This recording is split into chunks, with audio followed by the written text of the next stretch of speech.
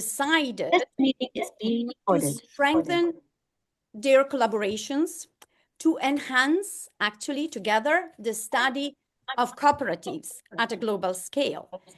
Having said so, I warmly thank the Venice Foundation for Peace Research for having strongly supporting the launching of an award in memory of Carlo Borzaga from the very beginning. The Venice Foundation for Peace Research, as their General Secretary will explain in a few minutes, is a research institution specifically aimed at promoting a culture of peace and human rights. So our hope is that these collaborations may actually pave the way for future activities in the name of cooperation, social inclusion, and a just transition, and that this initiative will be the first of, hopefully, a long series of joint activities. What I think is key to underline is that this award has been established to honor the memory of Professor Carlo Borzaga with the aim of rewarding research that explores the role of cooperatives in supporting peace paths.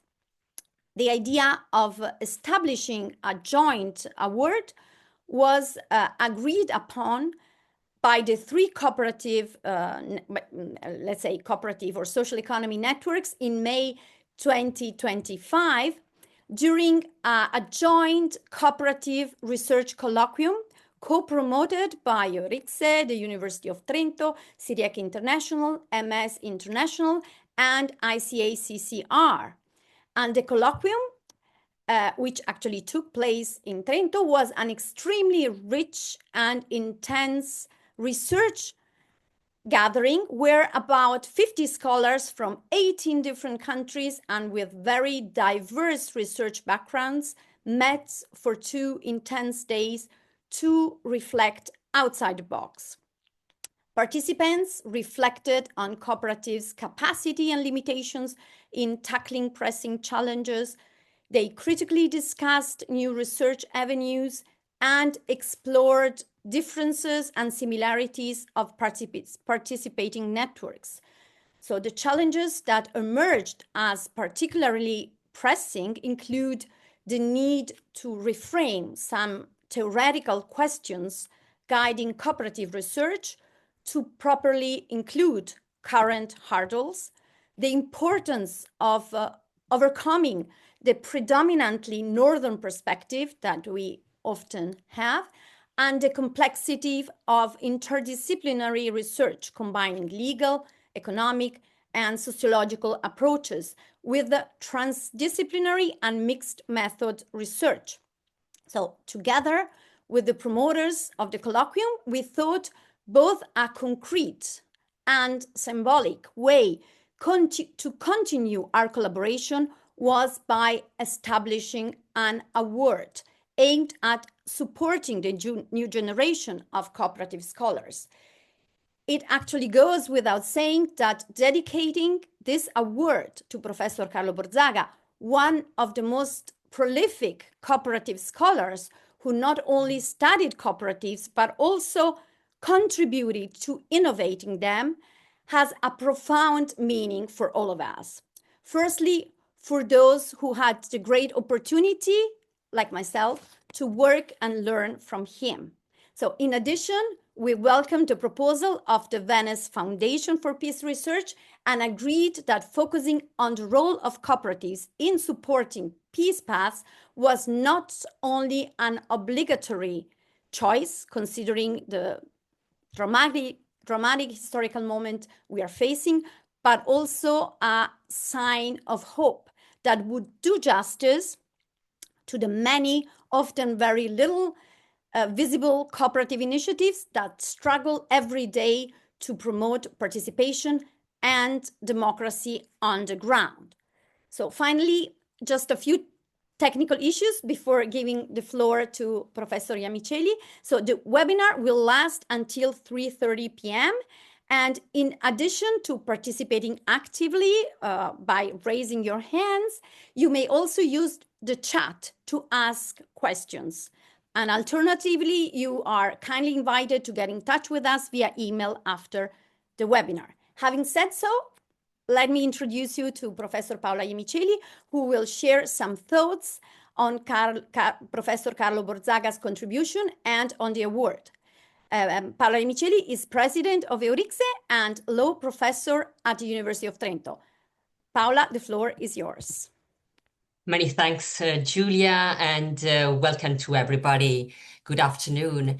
It is an honor and a privilege as president of EURICSE to introduce today's webinar, and together with this, to introduce the presentation of this Doctoral Thesis Award in memory of Carlo Borzaga on the role of cooperatives in supporting pathways to peace. Well, it's not easy to speak about peace and Carlo Borzaga's legacy in a world that is affected by a profound crisis of values and an unprecedented escalation of conflicts. Carlo Borzaga has been a mentor for a whole generation of scholars, conveying passion and dedication for research in the field of cooperatives, social enterprises, the third sector, and social economy. For many, including those like me who did not share the same disciplinary background of Carlo, and in particular for the younger generation, Carlo has been a great inspiration and an example for as a scholar able to anticipate societal challenges, able to translate them in research questions, and to draw from research strategies for institutional changes, both within policy and business actions. His research has helped us see cooperatives not just as an alternative business model to the more traditional for-profit corporation, but also, and more particularly, as a value-based collaborative instrument. An instrument that is able to consistently combine economic efficiency with the higher need for social inclusion, democracy, and sustainable growth, grounded on justice and indeed peace values. Yes, as we all know, he has been president of front-runner research institutes on social enterprises, first ESA and then EURICSE, has been co-founder of EMES, the research network of university research institutions that we have already mentioned, institutional and individual researchers in this field, has been a co-founder of the Journal of Entrepreneurial and Organizational Diversity, and also an initiator of the Master Gs in the Management of Social Enterprises and other higher education initiatives. Why do I mention this? Because in all these capacities, Carlo has always thought that the promotion of knowledge on cooperatives and social enterprises is an essential driver for change in society, mainly engaging younger generations. And this is exactly the premise of this doctoral award in memory of Carlo Borzaga. This legacy, indeed, through the award, is meant to continue the intergenerational dialogue that has been initiated by Carlo in his studies and professional life, and that is today continued thanks to the work of EURICSE and that of the many research networks on social and solidarity economy that Carlo contributed to found or grow. It is to them that goes my first thank, so to EMES, to the Research Committee of the International Cooperative Alliance, and to CIRIEC International that is today represented here. I'm very glad and very grateful to all of them. But also my special thanks go to them for being active and inspiring promoters of this award, as well as to Professor Marguerite Mendell, who will enrich definitely with her keynote speech and participation our moment of reflection. I also wish to express my gratitude to the University of Trento, within it, particularly to the rector, and also to Bruno Maione and to Luigi Bonatti. Altogether, they share the spirit of this initiative that is primarily aimed at contributing to a science-based culture of peace. Last but not least, I would like to thank the Foundation of Venice on the Research for Peace, not only for financially contributing to this award, but also to substantively helping us design this initiative and promoting this initiative from the first place. And in this regard, I wish to particularly thank Antonio Calò, whose inspiration was essential. And within EURICSE, please let me express a special thanks to Giulia Galera, certainly the main author of this initiative, for the generous and far-sighted commitment in this award, and also Silvia Gadotti and the communication team for their invaluable support. But let me also thank all of you here, and also the coming generations and the young scholars, PhD scholars who will be willing and ready to take this challenge and to participate into this initiative. We're really looking forward to receiving their proposal, and we are here to wait for their research in the future, because this is the way that Carlo imagined towards peace. Thank you to everybody. Thank you very much, Paola, for your nice and encouraging words. I'd like to give the floor now to Simona Pinton, General Secretary of the Venice Foundation for Peace Research, as well as Senior Research Fellow in International Law at the University Ca' Foscari in Venice, who will say a few words on how did our collaboration excuse me, come about. Thank you, Giulia, and good afternoon to everyone. It's a real pleasure to be here, and to be here as in my position as a Secretary General, but moreover bringing the message and the gratitude from Professor Silvio Calò, Antonio Silvio Calò, who is the president of our foundation, Venice Foundation for Research on Peace, and who was a close friend of Professor Carlo Borzaga. So I am just an ambassador and using my voice to transmit and to share with you the message. Our foundation born 25 years ago, and it born out of a decision of the Veneto region, but also the municipality of Venice to establish a research institute in order to undertake research initiatives starting from the socio-political context, and to try to, through research, accompanied by the promotion of conferences, workshops, seminars, but then with the publication and dissemination of the research outcome through books, but even through other lectures and initiatives based on dialogue and civic participation. The idea it was really to try to engage not only the academic community, but even the civil society in this research for peace, starting from the idea of the need to have research on these issues. And the current philosophy of our foundation is really the idea that peace transcends purely theoretical boundaries, and we wanted to meet the path of action and to try to enter into daily life. This is why we are really developing the action of the foundation through the schools, through the civil society organization, through different institutions that are acting into fields that are different from the original one of interest on the foundation. And this is also one of the reasons why the collaboration with EURICSE started. Not to delay further the space to be devoted to the keynote speakers and to the other participants, I want just to read the message that our president, Professor Silvio Calò, wrote, even as the meaningful sense of this collaboration for the doctoral prize. This doctoral prize idea and the project and the activity itself stems from a deep and sincere friendship that prompted the two professors to reflect on the notion of the good. understood as a generative good, fertile, and socially and civically meaningful. All Professor Borzaga's scholarly work was informed by this outward-looking perspective, rooted in attention to others.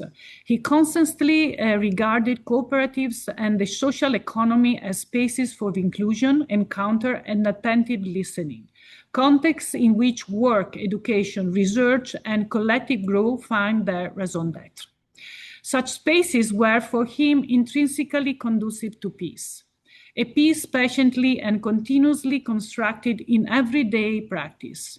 Thank you, Carlo, for offering us, as an heir, is an heritage that is transmitted from our president to our foundation and foundation workers on the possibility of looking beyond. Professor Borzaga firmly believed in social entrepreneurship. He constantly encouraged me and us to grasp its deeper meaning.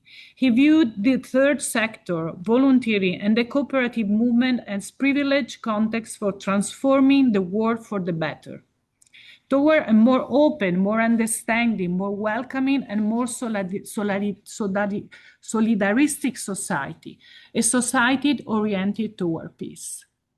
An economy must be social in its foundation if it is to generate inclusion. Otherwise, it risks reducing itself to the pursuit of profit and to a merely apparent meritocracy, one that fragments and distances those engaged in a productive activity. Professor Borzaga adopted a holistic view of the community and consistently sought the common good. It is therefore no coincidence that he was a constant source of inspiration for public policy. His sustained attention to the regulatory frameworks governing working life was a defining feature of his intellectual sensitivity.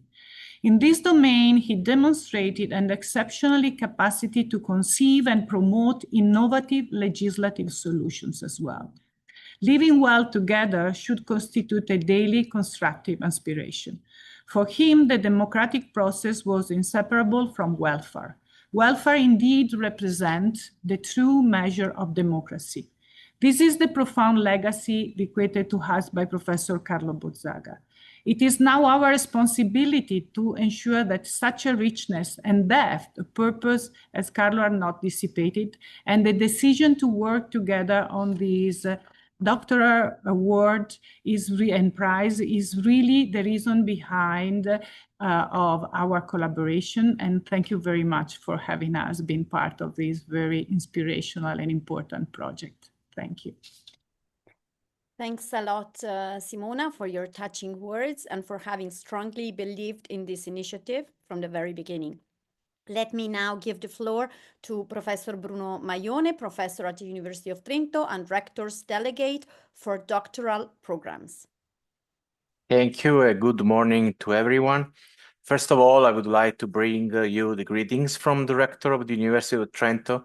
Professor De Florian was not indeed able to participate, but I'm really happy to be here on his behalf as a delegate for PhD programs. Our university is indeed really proud to be working with the EURICSE, the Venice Foundation for Peace and Research, and for the international network ICA, EMES, and CIRIEC to promote this initiative. Today, more than ever, as the other speaker has said, the university have a moral duty. We should aspire to be more than just a repository for dissemination and knowledge. We should be somehow a sort of laboratory for peace. So one of the best ways to achieve this is by supporting young researchers as they strive to foster the culture of peace. However, peace is just more than just the absence of conflicts. The goal of this award is to demonstrate that peace is indeed a constructive process. It requires a solid scientific foundation, an interdisciplinary approach, and the capacity to replace competition with cooperation and mutual trust. So with this award, we are following the example of Professor Carlo Borzaga, who supported hundreds of young researchers throughout his career. He passed on to them a really true passion for studying and practicing cooperation in all its form. We also believe that the young people are the real leaders of this transformation and that their involvement is key to its success. So we trust them to imagine a world that is fairer, more equal, and even more sustainable. So in conclusion, it's therefore of great significance for me and for the University of Trento to participate in this event, which introduces and presents a prestigious award that honors the memory of Professor Carlo Borzaga. Thank you. Thank you, Professor Maione. We are really grateful to the University of Trento for having supported the initiative.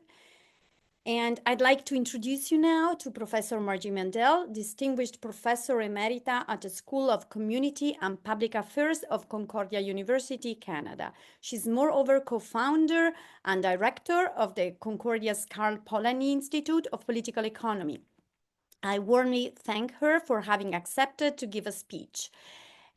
We will really appreciate your contribution and will carefully listen to your reflections. The floor is yours. Thank you, Julia.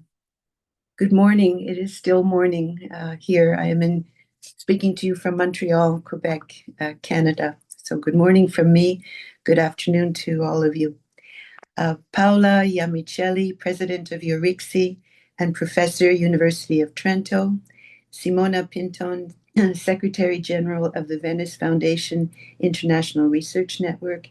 Cinzia Gicano-Cavo, Chair of the Global Committee on Cooperative Research of the International Cooperative Alliance. Carmen Marcuello, President of the Scientific Committee on Social and Solidarity Economy, on Social and Cooperative Economy, CIRIEC International. Bruno Maione, Rector's Delegate for Doctoral Programs of the University of Trento. To all of you attending this webinar online, it is an honor for me to be with you and to participate in the launch of this doctoral thesis in memory of our colleague, our friend, our mentor, Carlo Borzaga. My warmest gratitude to Julia Galera, Senior Researcher at EURICSE, for the invitation to speak to you today.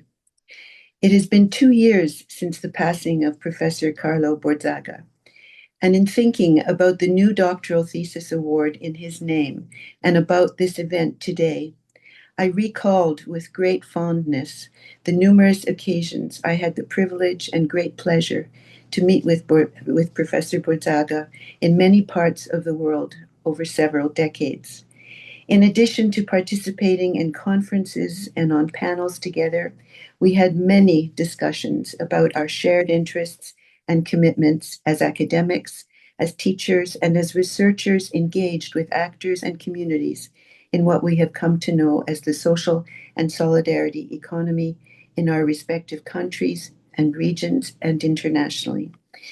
We also shared our experiences in the policy arena, locally, nationally, and internationally, and our agreement on the critical need for policy innovation to meet compelling and intersecting socioeconomic and environmental objectives, to press for new participatory stakeholder processes in policy design and implementation, and to move beyond the limits of representative democracy towards a deliberative, more robust democracy grounded in dialogue with social actors.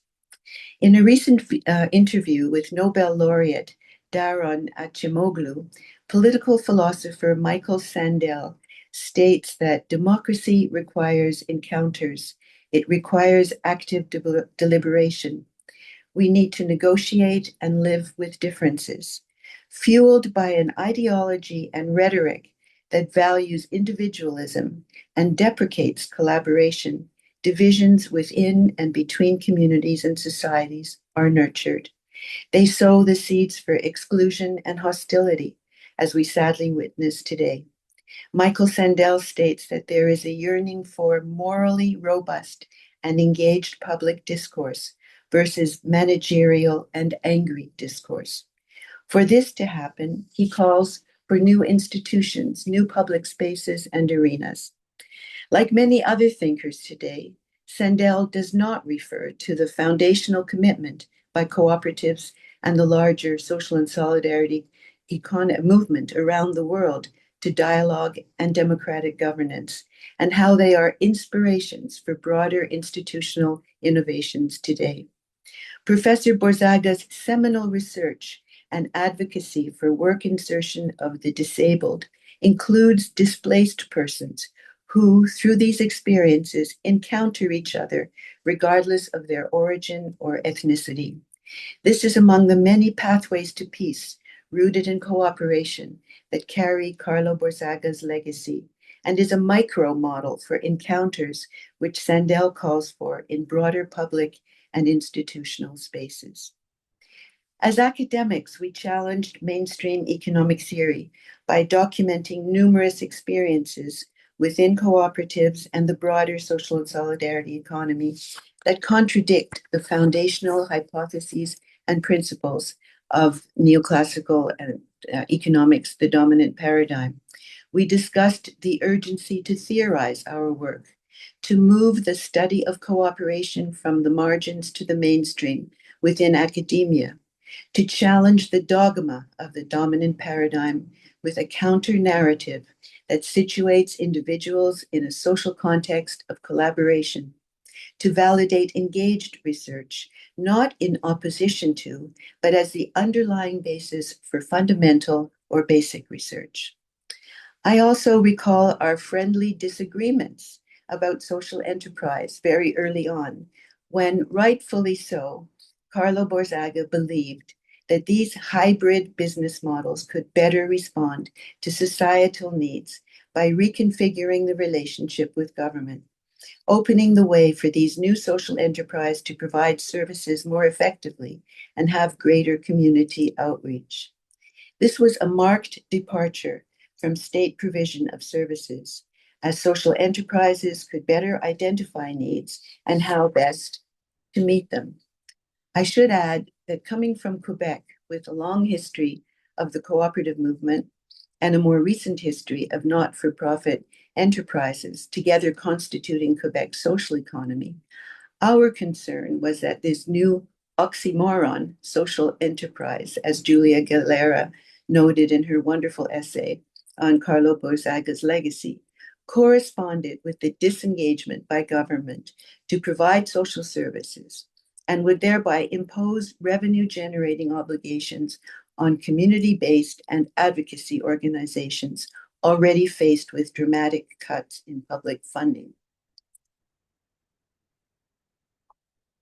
It was a legitimate concern, as the Anglo-American model at the time seemed to point in this direction, as new public management advocated the withdrawal of government from all social service provision. I should say that there was little reception for social enterprise initially in Quebec among social economy researchers and practitioners. Early on, I was among the very few who argued for a more contextualized analysis of social enterprise to distinguish the European model from the more politicized Anglo-American version.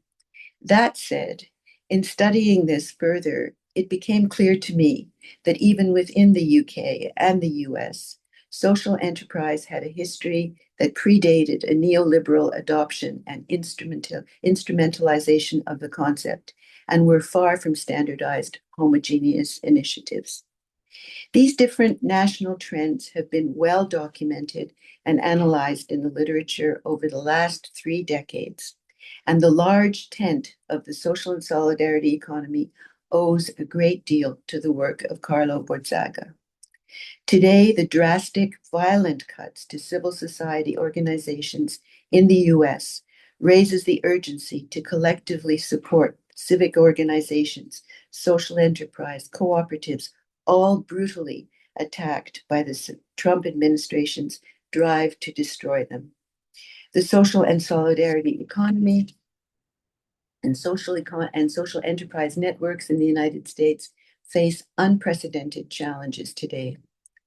Carlo Borzaga had a direct influence on cooperative legislation in Quebec. The creation of solidarity cooperatives in 1997 was inspired by the 1991 law in Italy, establishing social cooperatives driven and led by the research of Carlo Borzaga to create multi-stakeholder cooperatives that directly engage with community. Work integration and adapted enterprises already existed in Quebec, but greater participation of community in solidarity cooperatives was a significant innovation within the cooperative movement, allowing for greater community participation and outreach, corresponding with the seventh principle of cooperatives. In addressing the nature of the award in Carlo Borzaga's name and the theme of this webinar, I found myself imagining a conversation with Carlo today. We would ask, what is the role of cooperatives and the broader social and solidarity economy in supporting pathways to peace? He and I would agree that at the heart of peaceful coexistence is collaboration, tolerance, inclusion, social cohesion, democratic participation and governance, commitment to open dialogue, negotiation, recognition of the other, each and all of which are deeply rooted in collective enterprise in the broader social and solidarity economy. The writings of cooperative scholars, the late Ian McPherson and Yehuda Paz and Joy Emmanuel, document how peace building has been at the core of the cooperative model of social enterprise and its concern for community. In Cooperatives and the Pursuit of Peace, Ian McPherson wrote, and I quote, that the world is permeated by pervasive uncertainty and fear, calling for a new policy of international solidarity based on living and sharing together, permitting people to access and manage resources of the planet and have greater understanding of others. In The Relevance of Cooperatives for Peace, Ian McPherson wrote further that peace building happens in communities, not on battlefields. And it is in this context that cooperatives can make their greatest contribution to building a more peaceful world. Yehuda Paz added that, and I quote, cooperative practices are relevant to matters of peacemaking and conflict resolution at the level of neighbor to neighbor, within and across communities, regions, and nations. Case studies in the volumes that they co-edited affirm the inherent peace-building capacity of cooperatives in communities ravaged by violent conflict, concluding that cooperatives are well suited for the vital and sometimes daunting task of being agents of peace.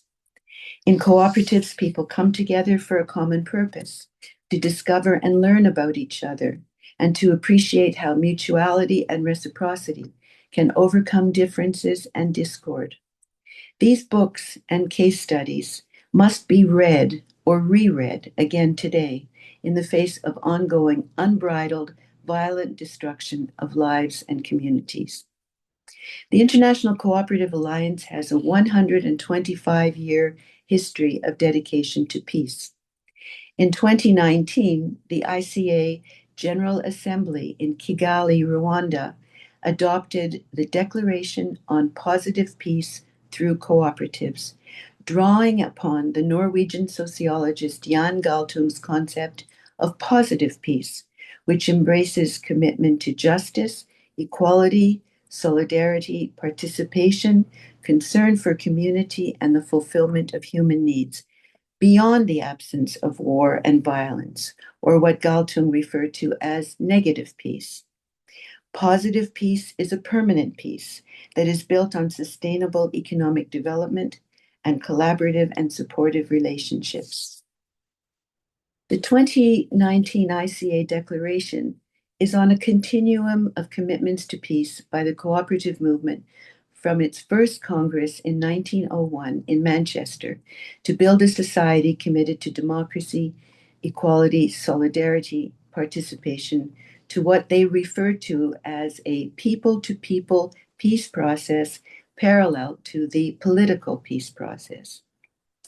Former ICA President Ivano Barberini wrote in 2007, and I quote, that peace means a great deal more than the mere absence of armed conflicts, and it is much more complex than war because it is based on a social order considered to be fair by the majority of people, and that educating for peace means providing space for local projects, valuing and strengthening the experiences in all corners of the planet, and helping those who are trying to take control of their own future. Reconciling the micro and macro dimensions and also theory with practice are important so as not to lose sight of the objective of making peace and cooperation between people an alternative that is both possible and feasible.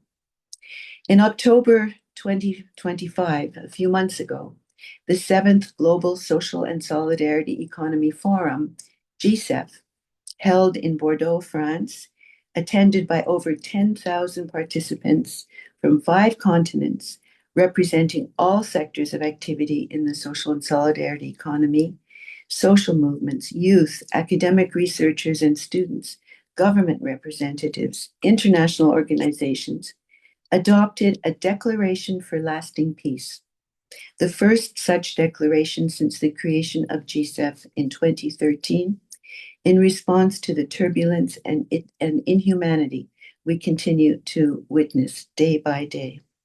Much like the many declarations for peace adopted by the ICA, the GCEF declaration identifies the social and solidarity economy as an economy of peace, fostering peaceful human relationships and social cohesion, both globally and locally.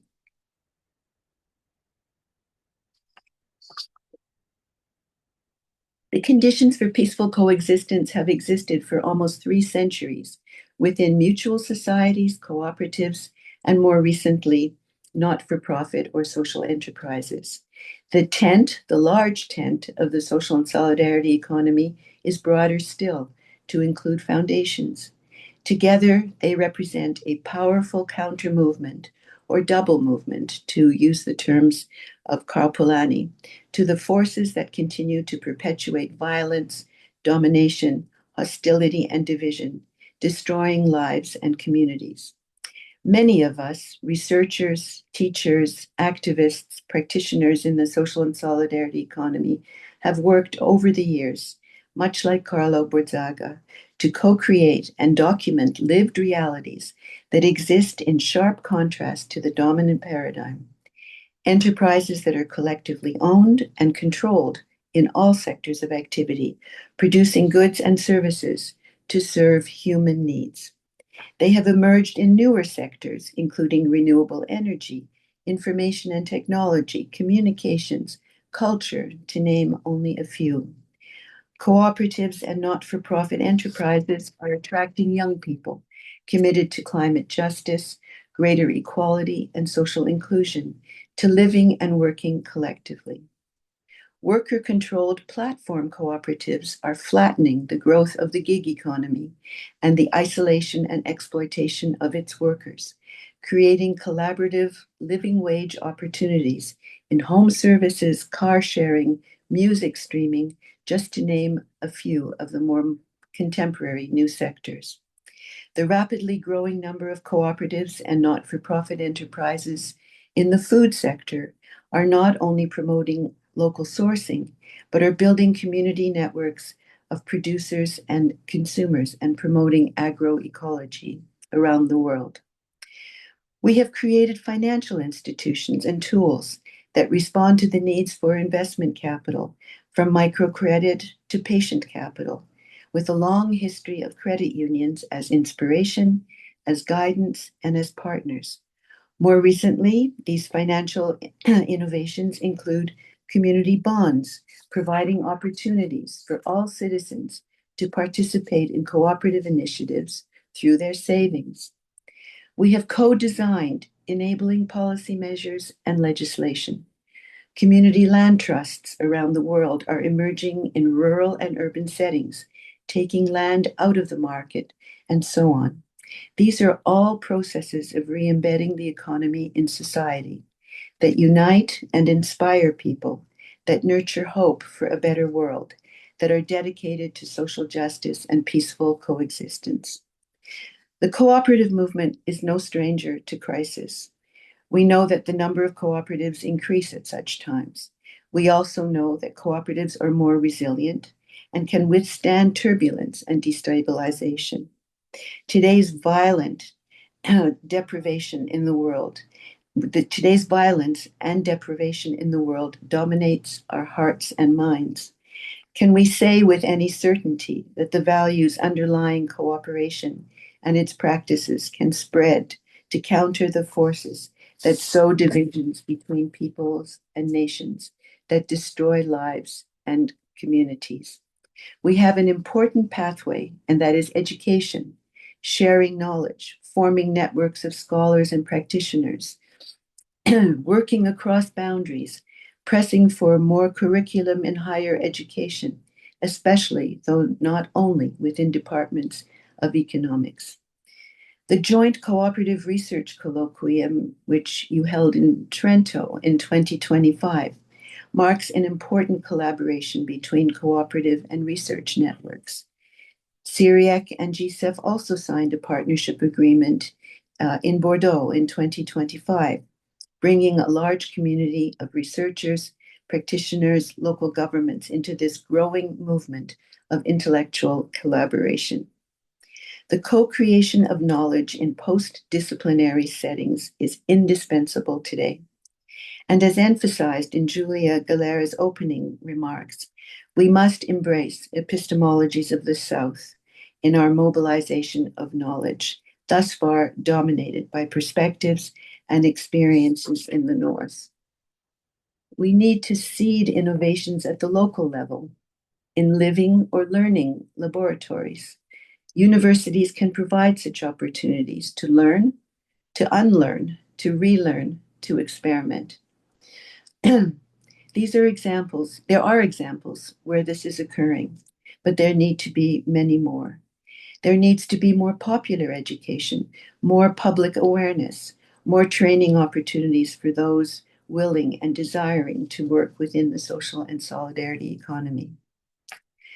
We need to return to the history of ideas to introduce students to the early and contemporary theorists of the cooperative movement and the social and solidarity economy more broadly. Our extensive empirical work, which has been inspiring for young people, the next generation, needs to be complemented by theoretical questions, even those which are most basic, such as who we are as human beings. As individuals, are we individualists, as celebrated by neoliberalism? This is not a rhetorical question, because if our human nature is misrepresented, we need to reclaim our essence as social beings and acknowledge the primacy of human over transactional relationships. Those who established mutual societies, cooperatives, and more recently, social not-for-profit enterprises did so as social beings, as individuals engaged with each other's lives, engaged with community, bound by an ethics of collaboration for the common good. This translated into good business practices, but the higher goal was to live and work collectively in the workplace and within community.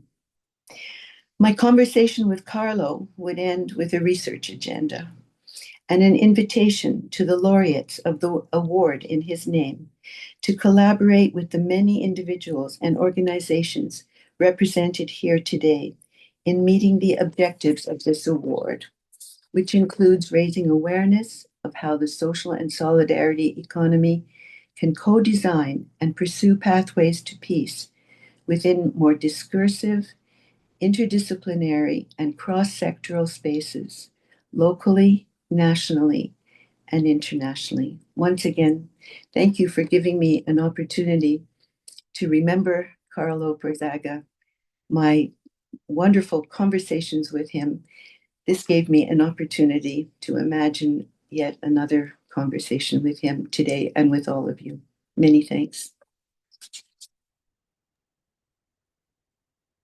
Thank you very much, really, Margie, for your reflections and for sharing personal memories of your conversations with Carlo, including also your lively discussions.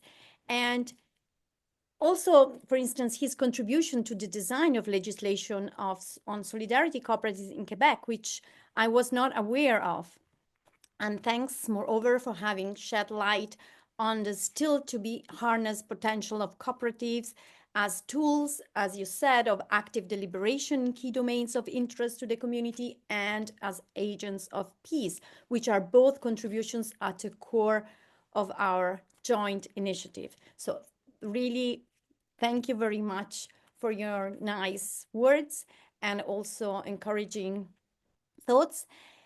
And I would like now to open the floor, even though we do not have much time, but we have a little bit of time for questions and comments, reflections from those who would like to actually participate actively. I remind you that you can also use the chat if you prefer. So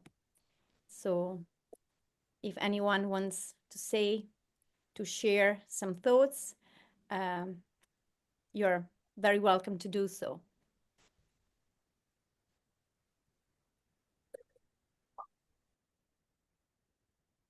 Paula, sorry.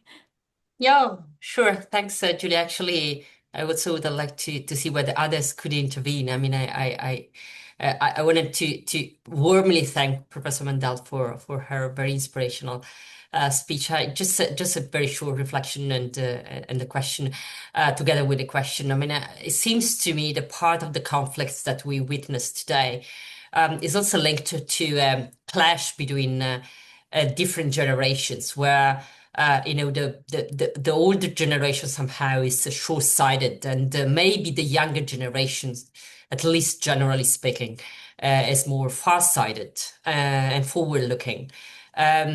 So it seems to me that there is an opportunity, but also a challenge for cooperatives to be these places where different generations meet. But this brings us to another problem: to what extent cooperatives today are able to attract younger generations, and whether cooperatives are today the place where different generations meet and create path to peace. So I would be, glad to know your view about it. Thank you very much, Margie. Julia, would you like me to answer one by one? Yes, Okay. please. Thank you. Okay, and I'll be brief. That's an important question, and I can just answer by saying that within at least the university community that I'm part of here, it's been quite remarkable to see the number of students that are drawn into, not necessarily cooperative studies, but studies of innovation, social enterprise, social and solidarity economy, the big umbrella, which includes cooperatives and not-for-profit enterprises and so on. When I was saying before that the reception of social enterprise in Quebec was lukewarm at best, where it was much warmer was among students, because they saw this as a way to work collectively. And in many cases, we have to also say that it's not always so easy to form, at least here in Quebec, it's easier to form a social enterprise legally than it is to form a cooperative. And that's just administrative work that is heavy. But the desire to work collectively is very, very present. So the legal form that it takes, and that's where we have to work to make it more agile, to make it more attractive and less cumbersome. The other thing I would say is that in the world of activism, in the networks of the social and solidarity economy, the youth movement is very, very strong, and so there is an appeal. And yes, they do feel that they are dragged through a world that is not their world, that is a world of an older generation that they do not feel a part of. And this is both disturbing, but also it's encouraging, because it means that these young people are anxious to build a world based on peace and solidarity, and all the different objectives that I laid out in my talk, and that we all believe in and subscribe to in our respective work. So that there is hope. But I don't want to get into all of us. It's hard. We will finish this webinar, and the news will continue to be dreadful as we listen to it. But I do think that just one other example here in Quebec. The number of worker cooperatives is increasing rapidly. And also there is a movement of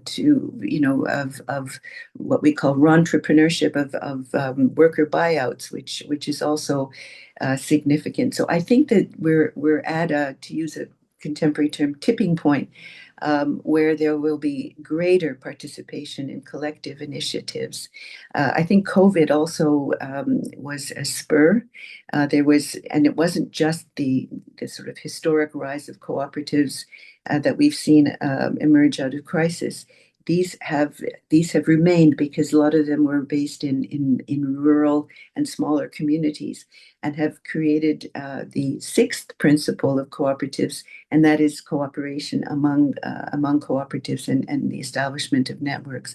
So I would like to be hopeful, but there is a very important role that universities have to play. I still feel that we are preaching to the choir here, and that there isn't enough available in the curriculum. Certainly, economics departments, I am an economist, economics departments remain very closed to thinking about the work that we do. We have to press very hard to bring more better curriculum into the universities. Many thanks. Many thanks. There's maybe a comment, Julia, in the chat. Yes, there is a question by Maria Malama from Sweden. How can cooperatives contribute to peace, and what can we do as researchers? I think I would leave that almost to all of us who are present today. When I was thinking about this talk, I wanted very much to go back, to the history of the different declarations of the cooperative movement, and to read. I had also the pleasure to know quite well Professor Ian Macpherson, and I had read long ago the volumes that he and his colleagues had produced, which were dedicated to peace. One could easily say, when we look at the violence that we have to witness on a daily basis, are we naive? To say that simple collaboration will bring peace to the world. We're not naive, because the world that we live in currently, and that has dominated the rhetoric and politics over the last almost 6 decades, has enshrined individualism into the thinking of policymakers, people in power, that have denigrated all forms of collaboration and cooperation, which are at the heart of peacemaking. You can't make peace with yourself. So that there's a tremendous amount of work that we have to do, as in my case, I guess, heterodox economists, of demonstrating the work of Karl Polanyi. I think we have so many intellectual roots that we can draw on, and that enrich our own research, that provide evidence-based, if you will, evidence-based research for how collaboration is, as Carlo taught us, a basis for a good business practice, but that it is rooted in values that fly in the face of the dominant neoliberal ideology and the celebration of individualism. It's a hard, this is where we have to work very, very hard, because this has not been a moment. We talked about les 30 Glorieuses after the Second World War, and the development of the welfare state and so on, and Bretton Woods. we can't idealize that moment either. But why was it that the world was able to coalesce around a very large collective project, whether it's the Marshall Plan or the United States and Britain becoming the models for a welfare state, and then later becoming the models for neoliberalism. What distinguished the post-war period's capacity to mobilize a general will, collective will, that we have been unable to do in the last 6 decades? I mean, these are big questions, and that's, I think, why, without the luxury of dwelling on philosophical questions when the world is at war and destroying lives, we do have to assert our individuality as distinct from individualism, and we can do this in the classroom with our students and engage in healthy discussions and dialogue. We can do this. The cooperative movement and the social and solidarity movement have been excellent advocates of popular education. This has never become more important. We live in a digital world. People are on their screens and very rarely in libraries. Here we've been arguing that libraries should become spaces for this kind of conversation to take place with the general public. So there are many ways in which we need to see how we can revive, or more than revive, validate the collaborative nature that is inherent, and I'm not an essentialist, but it is in essence a part of who we are as human beings, which has been violated by this dominance of individualism as opposed to living as individuals. Thanks, Margie, again for your insightful consideration. We really appreciated your talk and your answers to the questions. I think we should now move to our network's representatives. And I'm happy to introduce you to Francesca Petrella, President of the EMES International Network and Professor at Aix-en-Provence, Marseille University, Carmen Marcuello, President of the Scientific Commission on Social and Cooperative Economy at CIRIEC International and Professor at the University of Zaragoza, and Cinzia Gianniocavo, Chair of the Committee on Cooperative Research of the International Cooperative Alliance and Professor at the University of Almería, Spain. So I would like to ask to each of you to say a few words on the Doctoral Award and what does this initiative mean to your networks, to the networks that you represent. Francesca, I would like you to start. Thank you very much. Thank you, Julia, for this invitation, and thank you to all who organized. So I will first add my thanks to those already expressed and not repeat the name and affiliation of everybody, but it's really also for me an honor to be here and to be part of the initiative as one of the organizations who collaborate. We'd like to also show that we are collaborating among networks, working on, would say, the social economy or the SE field, as we say in EMES.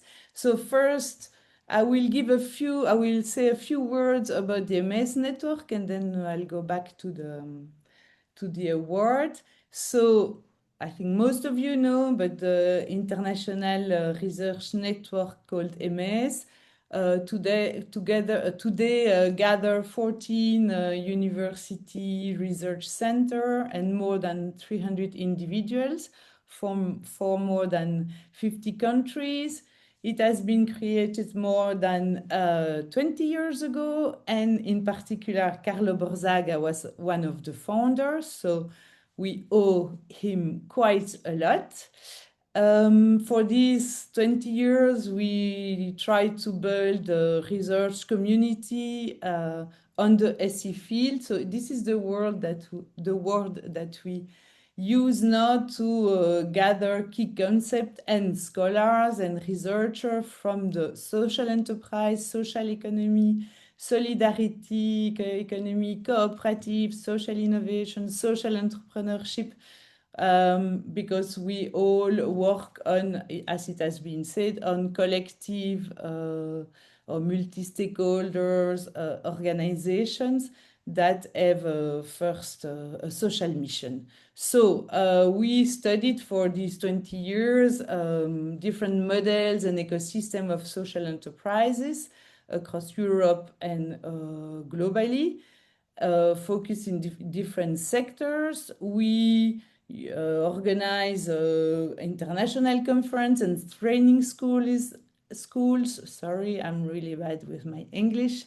But so this, why do we say that? Is that we are really dedicated to empowering the next generation of researchers and trainers in the SE field. So we, from the beginning, really dedicated much time to PhDs, created a community of PhDs and early career researchers.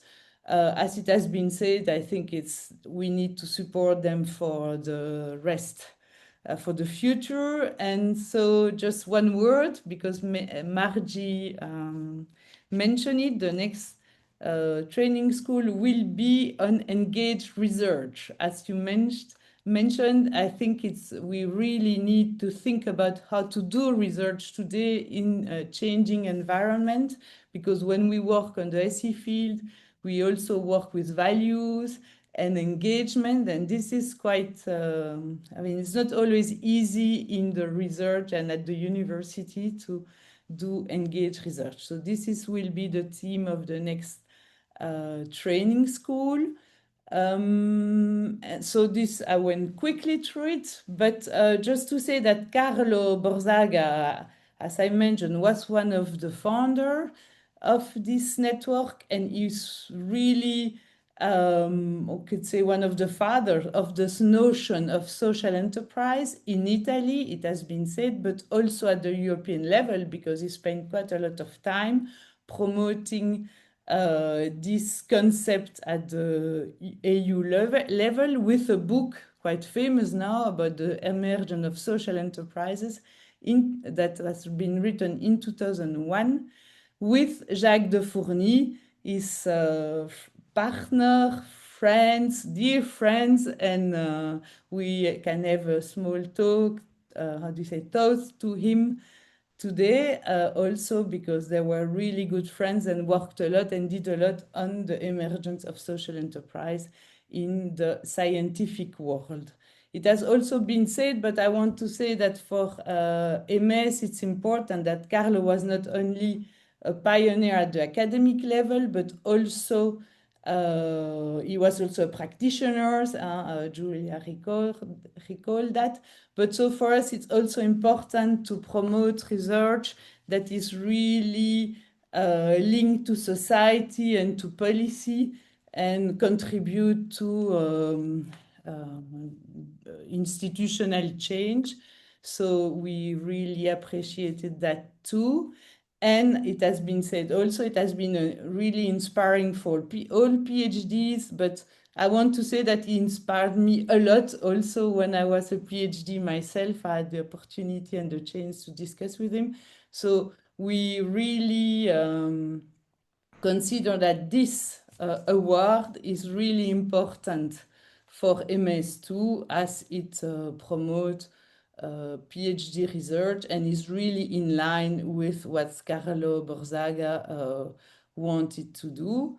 So this award is also very important, as in fact we all consider that the social enterprise, social economy globally taken are organizational models and institutional models that are really in good position to be sustainable models for another world, for transition, for driving change. And I think Carlo was one of the first insisting that social enterprises were not only organizational model, but also at institutional dimensions that can explain why they are so potentially drivers for sustainable change. And this is really at the heart of the research we are doing now at EMES, insisting on multi-stakeholders participation, democratic governance, voluntary work, and also dialogue with various communities, providing public spaces, and empowerment of various stakeholders. So this is why I think we think at EMES that this award is really important to promote education. I like what Mergi said, popular education. I think it's really important to focus on that and to increase the dialogue between research, society, policy, and participation at all levels. So I won't take more time now, but it's really important that we make more visibility of all this work, and empowering the next generation is this highly uncertain and changing environment where democracies are attacked, research is criticized, disregarded, and institutions are threatened. So thank you all, and thank you very much to the foundation also to provide this award. Thank you. Thank you so much, Francesca, and thanks for having reminded us also about the pressure relationship of Carlo Borzaga with Jacques de Fourny. Our thoughts go also to Jacques de Fourny today. And now, Carmen Marcuello, please, the floor is yours. Good afternoon. Thank you, Julia. Thank you for the invitation to participate in this webinar. I prepare a small presentation of CIRIEC, maybe you know it. CIRIEC International develops activities of interest for managers, practitioners, and research. We are mainly we are a research network, but of course in our boards and also in our different sections, we have also practitioners and even policymakers. So CIRIEC International born in 1947, and right now there are 14 national sections and 9 affiliate members. And in global sense, we are more than 700 active research that cover around 60 countries.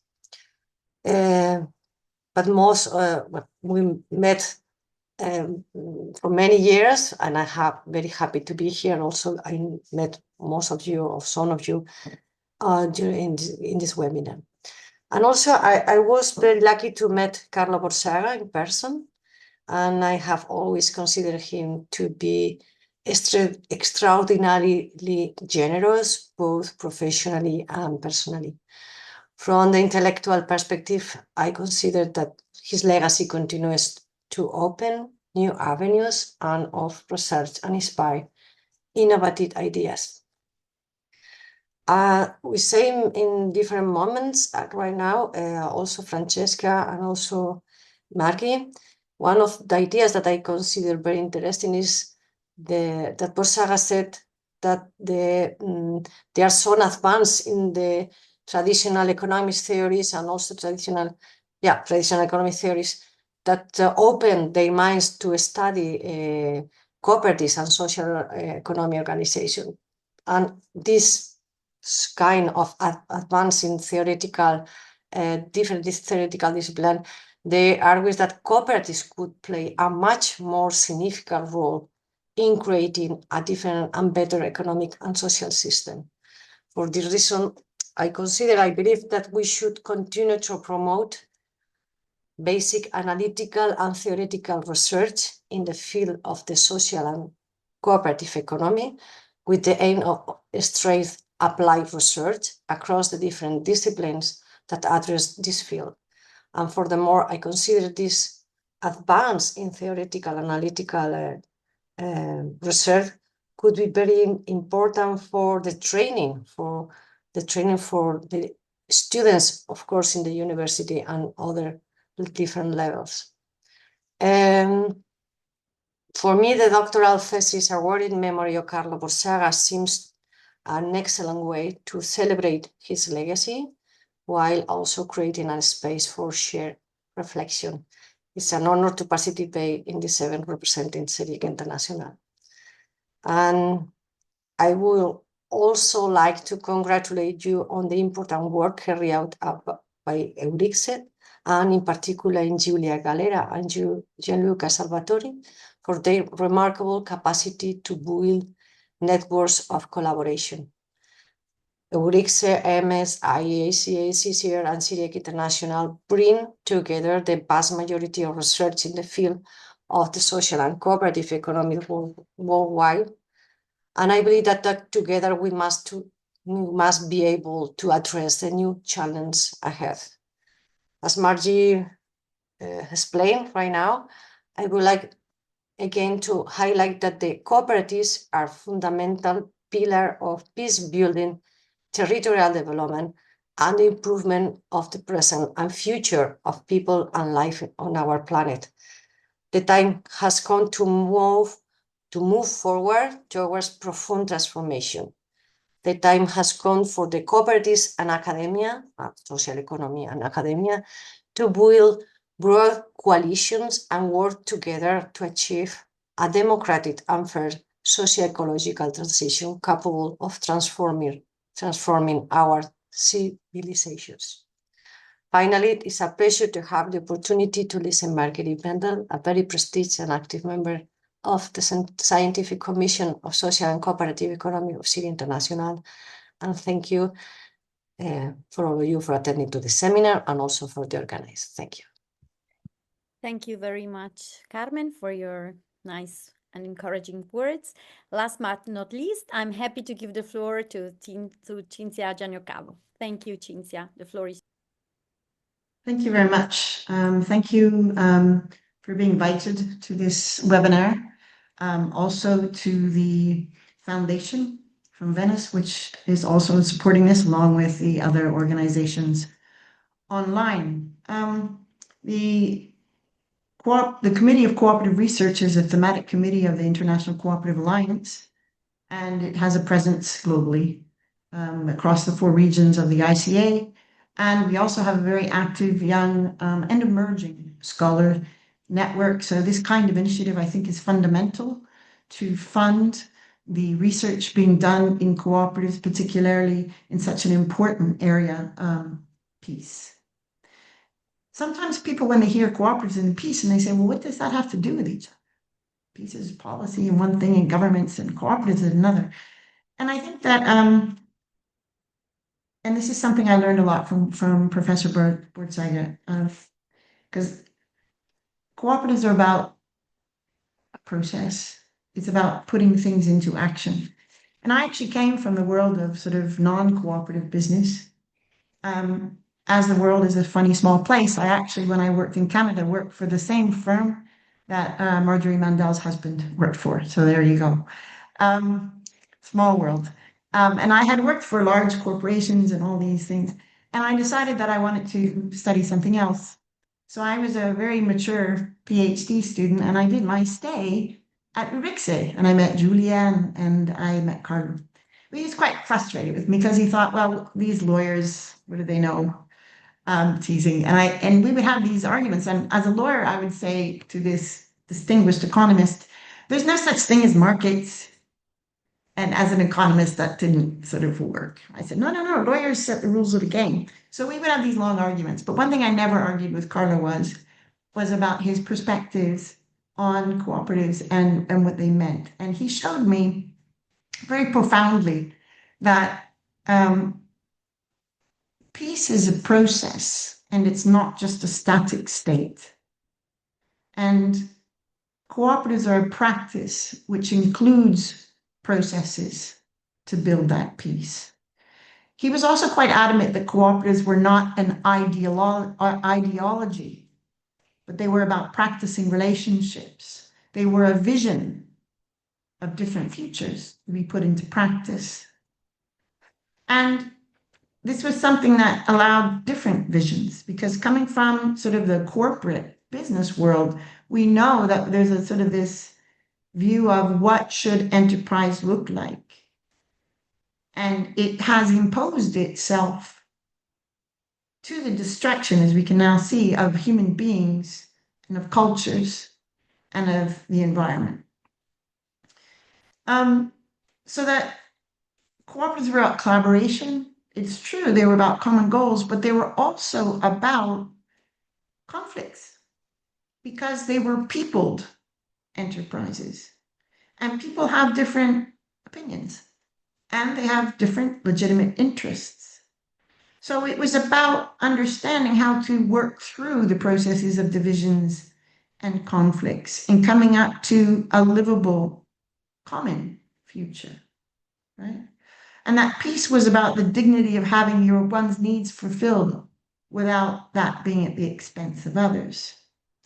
Cooperatives were also about innovation, but not just technological innovation, about social innovation. And he was very fond of Ostrom's theories as well, particularly on organizational diversity, because it allowed us to address contexts, different contexts, and address peaceful pursuits where other institutions might not be able to do that. And I think Ian McPherson also underlined that very much with his earlier work on cooperatives and peace. And I know that he didn't really like the term alternative economics. I don't really either. But I think it's important to know that it's economics and governance. That's not the same as the norm. And it's about putting democracy in practice. And, you know, when we talk about cooperative governance, there's a lot of criticism, particularly by sort of more sort of corporate. And in my university, I mean, that's what I have to teach because, as Marjorie pointed out earlier, our curriculums don't really allow much room for cooperatives. About the fact that cooperatives aren't efficient. And I think, you know, if you look at classic business literature, you have to put, because I'm business management, if you have to put in all kinds of incentives and coercive structures to create common interests and common goals, then you wonder, well, maybe cooperatives actually, by this practicing of democracy, is actually more efficient. And as I read the news these past weeks, there is nothing efficient about what is going on, about ruining our environment to extract oil and then blowing up oil because we're having wars. Our environment is being further polluted. Things are burning, people are suffering. All those human lives, the happiness and the futures and the visions of all these people, that is not efficient, however you wish to call that. So in sum, his influence was enormous, is enormous. And it wasn't just that academic influence, and I think most of us on this call can understand the personal influence that he had on people, how he also peopled his theories and he peopled his ideas. And he wanted us to join him in peopling this vision of a world that was more cooperatives and creating a community of cooperative scholars who were dedicated to finding a better future, whether it was through this process, this non-static state that was always changing, but that it was a peaceful existence, whether it was socioeconomic, whether it was physical. Marjorie mentioned the inclusiveness of all peoples in work, you know, the dignity. So yeah, we miss him terribly. But I'm really grateful that these kinds of events are being put together by EURICSE and the Venice Foundation so that, you know, his influence can live on and with younger people too, because we're not young anymore, at least I'm not. And it's really wonderful to see people inspired by his people vision of economics and business and law and all those things. So I'll leave it at that. I think I've almost used my 7 minutes. Thank you. Thank you very much, Cinzia, for your nice thoughts, and thank you everyone for all your remarks and your insightful comments and reflections. We are unfortunately getting closer to the end of this webinar, But I would like to remind to those who are interested that the deadline for applying for the PhD PhD award is June 30. You can find all information on our website. But if you have any particular questions, do not hesitate to get in touch with us, and we will, of course, reply as soon as possible.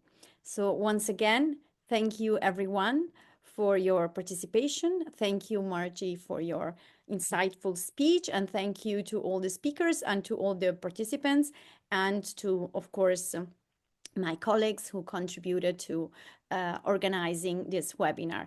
Thank you, Paula. Thank you, everyone. Thank you. Thank you. Thank you, Julia. Thanks to everyone. Okay. Thank you very much. Thank you. Thank you. Bye. Bye.